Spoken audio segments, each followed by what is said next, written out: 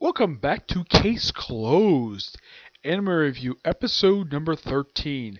This time I'm viewing the 13th season of the Case Closed anime. Yes, it's almost exactly 1 week after I did the last one. Stuff happens. Yep, this season was roughly 34 episodes long. Yep, 34 episodes long. The first episode number was 354. And it ended with 387. Now, a majority of the season is mostly made of multi-parters. And here's the thing, almost all the multi-parters, except about 2 or 3 of them, are in fact all canon episodes. Yes. And there are two episodes in the season that are more than 24 minutes. The first one's actually the 3rd episode of the season, believe it or not, featuring of an actual thief. And the other one is 2 hours long. Yep, and that one's also a canon episode. But it has... Now here's kind of the strange thing. When they do episodes this long, usually involves a black organization. A lot of the time, especially for canon episodes. These two have nothing to do with the black organization at all. Yeah, that's particularly very weird. Alright. Here are the... First, let's talk about...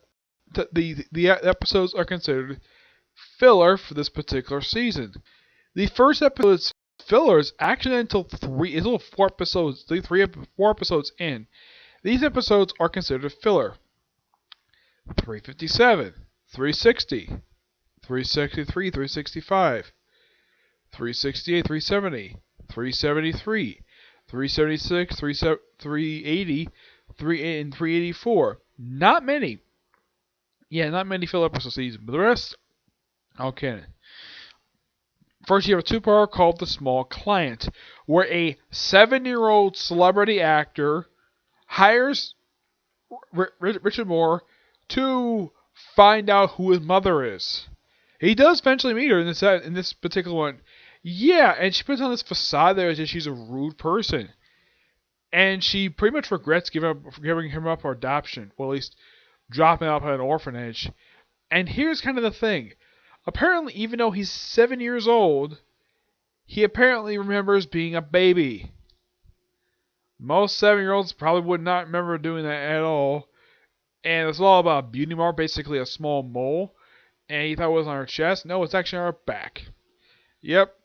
And there was a particular photographer who was blackmailing people who gets killed, and it turns out it's actually, well, not the person who was actually his kid's mother, but one of the people in this particular hot springs.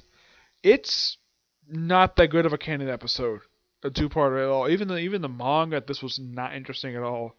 Yeah, it's one of those cases where you can just basically just ignore them, because it doesn't advance the series at all. Matter of fact, the characters never return to this series, as far as I can tell. So yeah. So, next up is an episode I really enjoyed. The Phantom Thief's Miracle Walk. An hour-long episode. And when it comes to the series, here's kind of the thing. If the episode is 1 hour long, guess how many chapters the manga is adapting? Is it adapting 5? Is it adapting 6? 3. If it's a 2-hour episode, it's adapting 6. Yes, 6 chapters. That's basically where it is when it comes to this particular series. I don't know why. The whole thing of the Miracle Walk. Now, this is technically Kaido Kid's 4th appearance in the series. It's first time in quite a while. The last one, this is actually his 3rd one at this point, though he does return a little bit later on. Yeah, his last time he showed up is when he posed as a magician for back in earlier, I think about 2 or 3 seasons back. It was his 2nd appearance in the series. And it was a bit of a lackluster episode, but his appearance was the only thing I found interesting about that one. This one was so interesting. Yeah, him trying to rob this museum to get this particular jewel by walking on the air. How does he accomplish this? By being attached to a helicopter and simulate him walking. Like, everybody's shocked. Like they said, was it glass? No, he was attached to a helicopter all along. But man, this was an exciting episode to watch. And I basically just could not get up and watch it. It just was so damn good. Next up is the first filler episode, where It's all about getting steak. It's not that much to talk about. It's about a lover and her being accused of killing a person who may possibly have been her lover, but it's not that interesting of a candid episode. A filler one.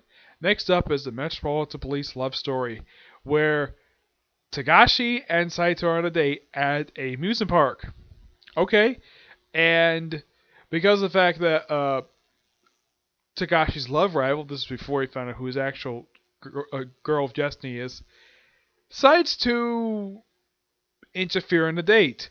Of course, you have about 30 officers. Heck, McGuire thinks this is so stupid. Why the heck would 30 officers request a bunch of binoculars and wiretaps just to watch two officers on a date? Though that's the unofficial reason. The official reason is so they could tail a drug dealer. Yeah, but it's a very good episode. Heck, Tagashi was considering giving Saito a ring. I don't think it, from what I can tell, it may have been a proposal. Yeah, it may have been like a wedding ring, but yeah, he ends up losing it after an accidental switcheroo, and he promises her that he would never leave her. But it's a great two-parter. And it does advance the plot of these two's romance very well. They're very important buddy romance. Next up is a filler episode, first of 3.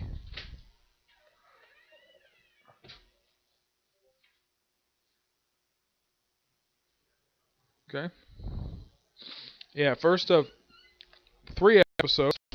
First up is Mysterious Spring Beetle. And this one also has Saito and Takashi in it. Takashi seems like he's on his day off and he just acts like their chauffeur. Now, I'm sure that the way the episode was written, it could have been Agasa in this role, but maybe they decided to save him for later and change it to Takashi for some reason. They probably definitely did plan to have Saito in the episode. Yes, the way she's written, she's definitely supposed to be there. In the case of Takashi, yeah, it seems like, though, that he was not supposed to be in the episode. Also, the idiot detective from the other town, yeah, he shows up here, too, which is quite interesting. And here's, I think, is something a little weird. This might make this filler episode. This is the first time Takashi and the idiot detective, I don't remember the guy's name.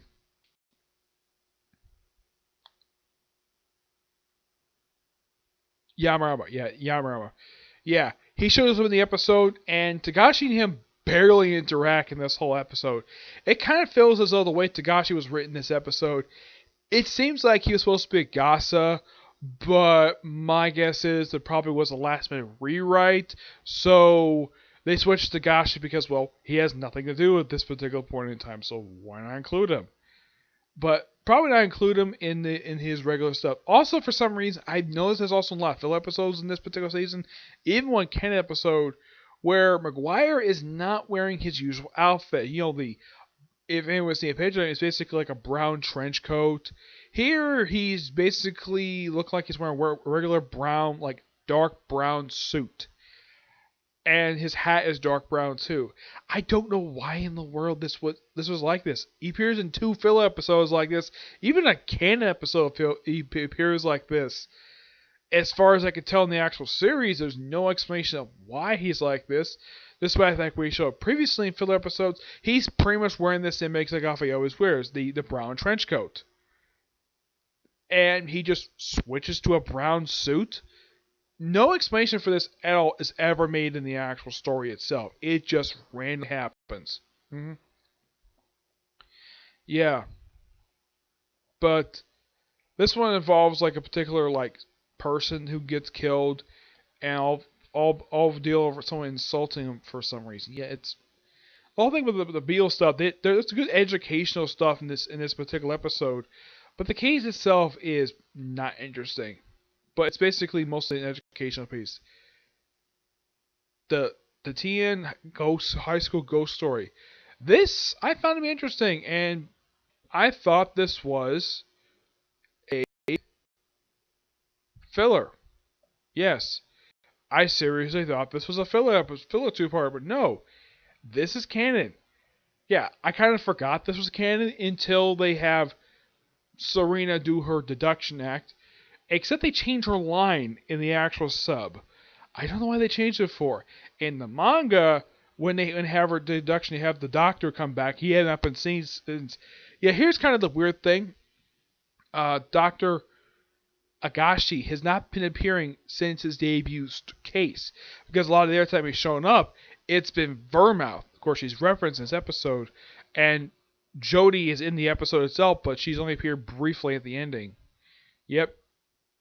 And when he sees that Serena's basically knocked out, Conan basically says a line, well, as Serena, that does not appear in the anime for some reason. And she says, hands off. Like, hands off. And in the manga, Conan, as Serena, calls Agasa a perv. He says, hands off, perv. I don't get why in the world this was changed. Yeah, and there's no murder here. No murder. This is all over a ghost story. It's an interesting haunted. It's an interesting ghost thing. But here's kind of the thing. Unlike the last time they did a ghost type episode, this one was just okay. Nothing really noteworthy about this one. I mean, this is funny. I'm gonna tell you, this is a good story progression. This particular two-parter. Otherwise, though, there's almost nothing here at all. Mm-hmm. It's just an okay two-parter. Mm-hmm. Yep. And then comes a Ken episode involving crows. Yeah. Here's kind of the thing. The victim in this episode is an old lady who apparently had this thing for going people's trash and gets killed by a flower pot dropping on her head. What? When I saw this, I'm like, really? That's what killed this old lady? A flower pot falling on her head. Well, from where it was, I can kind of believe that. But if you actually try to knock a flower pot against someone's head, guess what happened? They get knocked unconscious. They don't die. But from the height that this flower pot was dropped, I can kind of believe that. That's perfectly believable. But really? A flower pot? You couldn't drop a rock on her head? No, it had to be a freaking flower pot. Okay. It's one of the most weirdest things. Mm-hmm. And it was assumed it was an accident, but nope, Conan proves that, yeah, it was actually murder. And it was done by a woman who Amy sees as sort of like a big sister to her, who's always very kind to her. And the reason why she killed her? Because she humiliated her in front of her customers. Because she found a broke up letter in her trash and reassembled it. Yeah. Oh, and the reason why she basically was on people with trash? So she could find goodies. She wanted to find lottery tickets. That's the only reason why. Yeah. By far, the reasoning for this woman being killed is completely lazy. Humiliating them. Okay, you could have just talked to them. We could have yelled at them. You could have basically taken away the letter. Oh yeah, and also, when she's trying to get the letter, she apparently knocks a bunch of food. I mean, she has to throw all that food away. She's probably lucky if she's not fired for doing that, for basically costing this bakery a good like $100 worth of food. Yeah. By far a it's a terrible filler episode. It's not that interesting at all. Oh yeah. Oh, and here's the thing. She apparently put her hand underneath the... And the way she found her hand underneath this broken refrigerator. As for why the heck it's here, I don't honestly know why. Oh yeah, and she was given a 500 yen, which in American currency I think it's like 50 cents, or at least maybe like a quarter. Yeah, and I'm like, really? This is the reason why? Okay, but Japanese currency is different. I had to guess exactly what 500 yen is. But yeah, not the good of a two-parter. Then you have another, not two-parter, a standalone episode. Next is a two-parter. This is a little bit more interesting. Yeah, the Sarah Insti case. Yeah, the way this episode feels. It's like this two-part was their take on murderers on a train. It's a film starring Robert Redford, where two guys plot to kill two people, but they swap their victims. One guy volunteers to kill another guy's wife, and he tells the other guy, "Kill my father." And by the way, this particular premise was also used for an episode of CSI.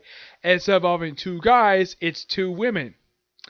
This one, it's very much the same thing, except they meet on a train, like they did in the actual film, and of course, actually, Stranger on a Train. And this one, kind of the same thing as well. That particular CSI episode, being on a train. This one, they met in a taxi cab. Yep. Oh, and here's kind of the thing. The way this is supposed to work is that the guy who actually did kill the other person, the one who's this particular guy is a jerk, and he lies about knowing a woman he met one time on vacation. She basically wanted to reunite with him, but apparently wanted nothing to do with it for some reason. Oh yeah, and the guy's a con artist. Yeah, he's a con artist. He basically uses women for money. Mm-hmm. Yep. Oh yeah, and his job, this sleazeball, was supposed to kill this guy's brother. So it's a very similar premise, except being the father is the brother, and this guy, the nervous guy, is supposed to kill this guy's girlfriend. Well, parent girlfriend instead of the wife. It's a very similar swap. It's basically swapping it, where the man who's insisting on it has to kill this guy's brother instead of his wife, like in the actual film, and this guy has to kill this guy's girlfriend. So it's a very similar case, except these two met in a taxi cab. Yes, apparently this guy was a taxi driver.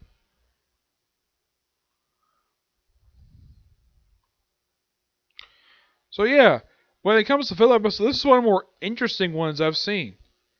Yeah, people like two twins can kill the same thing. Yeah, and the guy actually does fail killing this guy's woman. Yep, and he actually commits suicide. And yeah, it's definitely confirmed he did commit suicide. And here's the thing. This guy, Richard, had been tailing the whole first part of the first part of this two-parter. Yeah, he was tailing him. Yep. But yeah, interesting little two-parter. Despite it being filler, it's actually pretty damn good. Next is The Tragedy of the Pier in Plain Sight. Yeah, this one was kind of an interesting one, where you have a fisherman who gets sort of poisoned, but later on I think he does survive, as far as I can tell, and is actually a guy who, get this, wanted to start his own business, but he had to divorce his wife to make sure that the debtors would come after her. Okay. And she still loved him despite all of this. And yeah, and here's something interesting though. There's a good character development for Goss in this two-parter. Because it's revealed at the end of this two-parter that it's actually his 53rd birthday. Yeah, it's his birthday. So the reason why they went to the fishing was so they catch this big fish to have a curry at his house. Yeah, and it's the only time a character celebrates his birthday. And he was so surprised about this, the fact they actually remembered his birthday. It's not like Jimmy has known him for a long time. So it's not surprising he knows about it. The kids, they probably had not known him for very long, but they're very happy to celebrate the man's birthday, especially since he gave these kids their junior detective badges and their wristwatch flashlights. Yeah, it's an interesting little two-parter involving lots of fishing. Yes, fishing. I don't mind these occasionally, but as long as it's not a regular occurrence, it's perfectly fine. Next up, the candy house the witch lives in. Yeah, and the witch, yeah, there is a witch in this one, and it's the owner of this place, and she's a terrible person. Oh, and how does she get killed? Being whacked in the head with a piece of wood. And it's one of the three chefs. It's not the female chef. No, it's not the female chef. It's one of the male chefs. Not the popular one who want to break off. It's the other guy who want to break off, do his own thing. he was the one who killed this person. And he also made a cake very much like his, the log he's going to use. And yeah, this is actually one of those times in filler episodes where Maguire wears his non-trench coat look, the brown suit coat and brown pants. Yeah, it's an okay two-parter. Basically, just Serena taking Rachel and Conan to this candy house. Eat lots of sweets. Next up is Lucky Man Suspense. Yeah, this was... I'm thinking this was a canon episode. Yeah, this was actually no filler.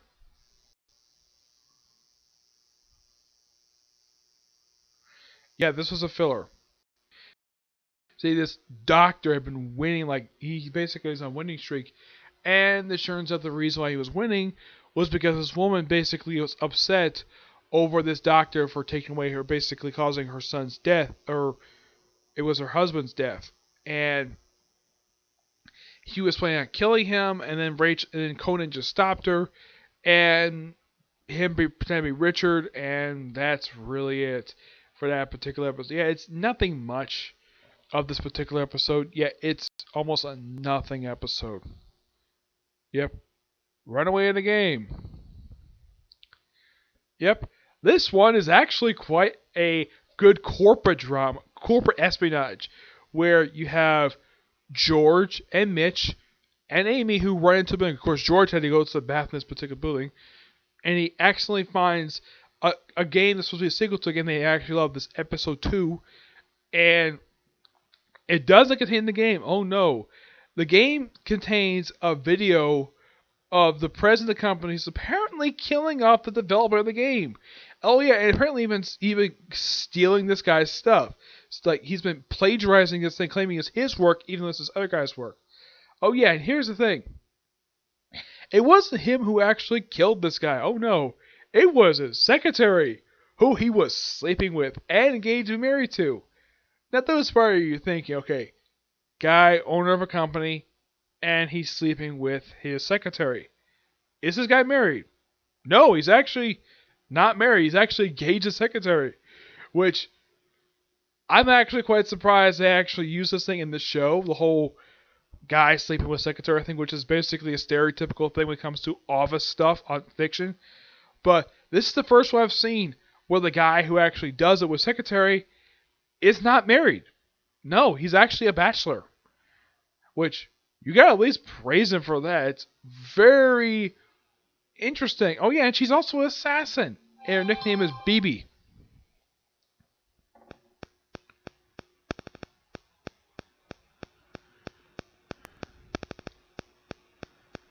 Yep.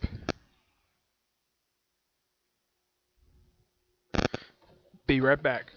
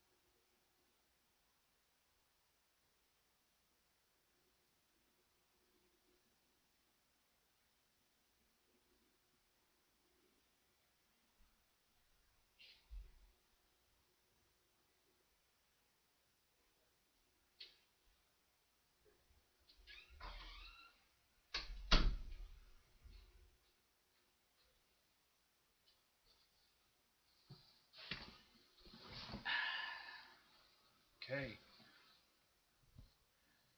My apologies for being gone for a minute. I had to go say goodnight to my niece. Where was I? Oh, yes. Yeah.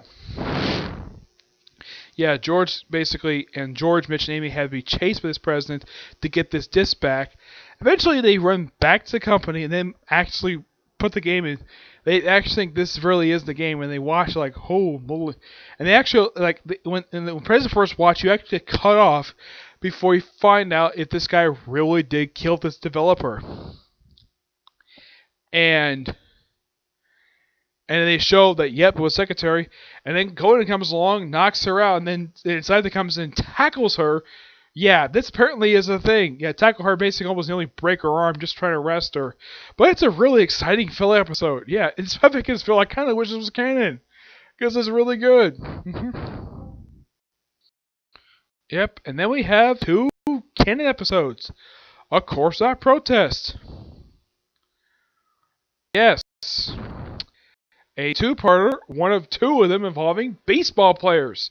Yes, one of 2 cases involving baseball players. Or at least something involving baseball. Yeah, this is, from what I can tell, now I don't really follow baseball very much. My dad does. In this particular 2-parter, a big-name pitcher gets killed. And the guy who killed him was the guy he deceived by claiming he had a weakness, even though he never really had it. And apparently this guy loved crushing rookie pitchers. He had a reputation for doing that, and that's the reason why he killed him. Yep, because they claim he had a weakness, even though he never really did. Yeah. It's not that interesting of a 2-parter at all.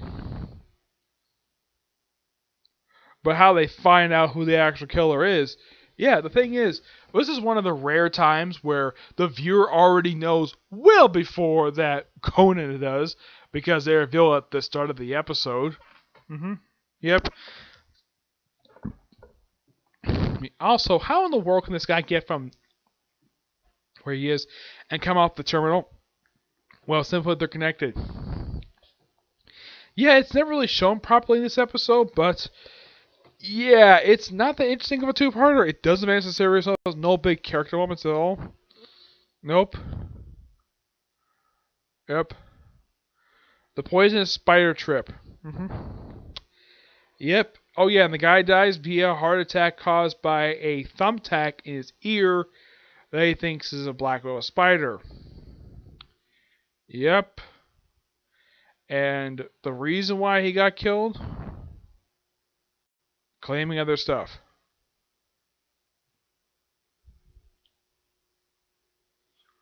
Yeah. Why is it whenever these victims are killed, they're always going to be the most worst people on the planet? Yeah. But this involves lots of spiders. But this is normally one of those times where the educational part for a lot of people is probably a little more interesting than the actual case itself. Next comes the Code of Stars and Tobacco. Yep.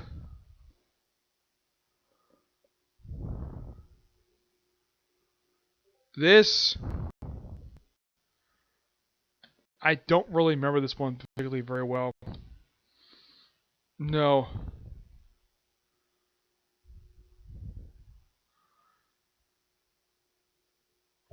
Yeah, this is not, I'm looking this up, I'm looking at it, and I'm trying to remember the episode, and I completely forgot it. Because, yeah, it's by people at a hotel called a pension. I'm thinking it's like a pension. Really? A pension. Okay.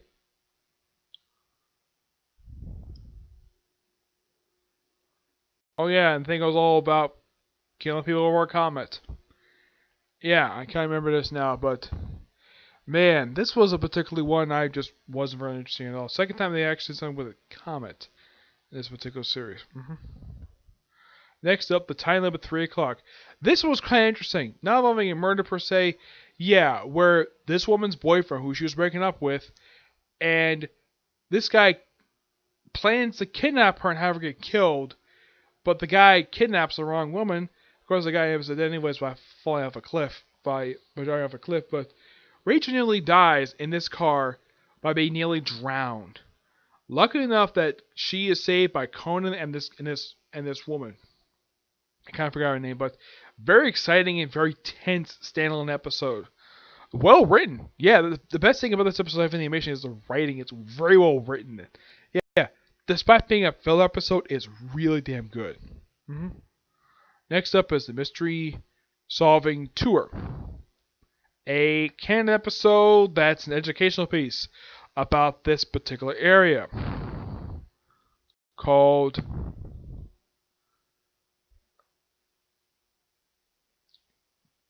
Okitama. Yeah, and the murder victim is a woman who had been reporting one of her childhood friends, and these people in that season are in middle school. hmm Yeah, it's the case itself is not interesting, but the stuff with the junior detective is a lot more interesting than the case itself. Yeah, but nothing much I'll say with this one. Next comes. This was the second. This was basically another two-parter about murder in the hot springs. Yep.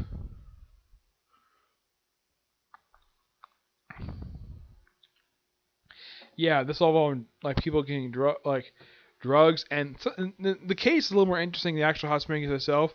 Yeah, the victims. Yeah, there are two victims, and they're killed pretty much not like after each other, and it was sisters. Yes, sisters. And Conan finds out apparently no one points this out, not even Richard points this out though, that Conan was able to figure out the other one was killed because of the story involving this particular lodge. Yep. But it turns out it was actually the person who kind of been suspecting, who did accuse them, basically involved with their friend's suicide. Turns out the victim who killed herself 5 years prior was actually her sister, not her child classmate. Yeah, it's a pretty interesting little two-parter. Why I wish was canon? No, not really. Yeah, the 3 o'clock attack, I kind of wish that was canon. The whole reasoning show. Yeah, this two-parter leads into the 2-hour episode involving baseball. Yep. It's involving a a gaming president who gets killed, and he gets killed, and then all involving blocks. And apparently, this particular case comes completely out of nowhere, and so like a lot of time when they just stomp onto the scene. Yeah, they're actually called there, surprisingly. And now Conan basically is looking forward to reading a new book, and all of a sudden Harley shows up with his childhood sweetheart, well, childhood friend, anyways, and they want to go go out to eat, and they go to another case, and they decide to go to a baseball game, even though that Concha want to go someplace else. But yeah, a baseball game, a 2-hour episode involving a baseball game. Okay. I would say probably the best thing about this episode is the baseball stuff. I like the last time baseball was involved in this particular season. This one probably for a lot of people probably a lot more interesting because they basically there are tons of baseball references here, mostly stuff related to Japanese baseball, but a little bit for American baseball as well. Yeah, I've actually been to a few baseball games, but this is probably the first baseball game I've seen that's covered in moss. Yeah, baseball stadiums here are not covered in frickin' moss. That's probably the way things are in Japan, but here, no, that looks bad. Really bad when a stadium's covered in moss. But, yeah. Baseball stuff is sort of the backdrop, and get this. The guy basically sends him on a quest to hunt for phones. Yep, that's the whole thing this episode, quest. While the baseball stuff is basically part of the thing. It's basically it's toned down for this one, unlike the last one was basically tons of baseball stuff. This one's really toned down, but it's a great 2-hour episode. And they find out who the guy behind this is actually the father of an old friend of the inspector who's in this episode, who's a friend of Harley's. Yep. Harley kind of treats him as like an uncle, because he's a friend of his father's. Yep. And then we have the last filler episode. The target is or basically target Richard. Yep, all over the fact they got this coat and they make it this particular person. Yeah, first they try to kill him with steel girders. Yep, and then they try to run him over along with Rachel. Look if he's able to basically tackle Rachel before that happens. Yep, and they find out who it is, and it's the bar owner. It turns out that Richard arrested him for theft, and that's the reason why they got to kill him. Okay, not the interesting one, but the following one is actually, yeah, the next 3 episodes all about violins, and there's reference to Sherlock Holmes here because, well, Jimmy's a big fan of Sherlock Holmes, and he has a session with violins. This whole 3-part was all about a violin, and it was quite interesting. Oh yeah, and this is basically the only canon episode of this whole season, canon story where Detective McGuire wears a different outfit. Yeah, if I remember this one I remember very well from the manga. It's very well told. Nothing really much changed with this particular thing that I can think of. No, it's presented really well, and it's all about how people were getting killed over the course of several years because of the first letter of the name, and it's all about, and the only thing in common, how, and the order is basically based upon music in the German scale. C, D, E, F, G, A. And of course was a B. Was the last one, but luckily they would stop it. And the guy was actually arrested for killing other people, but the first one was actually not killed by him. It was killed by the old man, who was very sick. And the other people got killed. Let's see, it was the old man's wife, his son. Well, he's one of his sons, his daughter-in-law. Yeah, several family members were killed. A lot of them were killed by the main villain, the murderers episode. But here's kind of the thing. There's no real motive for actually killing people at all. At least in the case of the old man killing his brother, the motive is over a violin. A very expensive one worth 100 million yen. Which is probably, and this is my personal guess, probably $10,000. That's just my personal theory anyways. I'm not sure how much 100 million yen is in US currency. I have honestly no idea. I really don't. If someone wants to tell me in the comments below, go right ahead.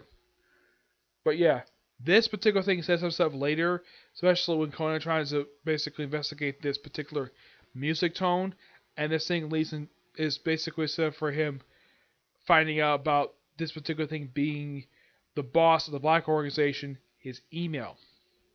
Yep, the boss's email. Which I'm like, okay, that's quite interesting. Yep. This overall was a pretty good season, but few really okay or kind of bad episodes. Like, I would probably say the worst episode of this whole season is probably the one with the crows. Yeah, I just didn't really care for this one. It's terrible. It's a terrible filler episode. It's a good thing this was freaking filler. I would say the best episode of this season is the Kyle Kids Miracle Walk Hour episode, the 2-part Metropolitan Police love story.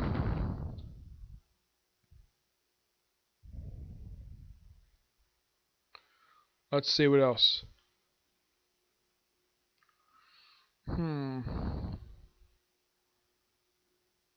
The Single City Case, that's another good one.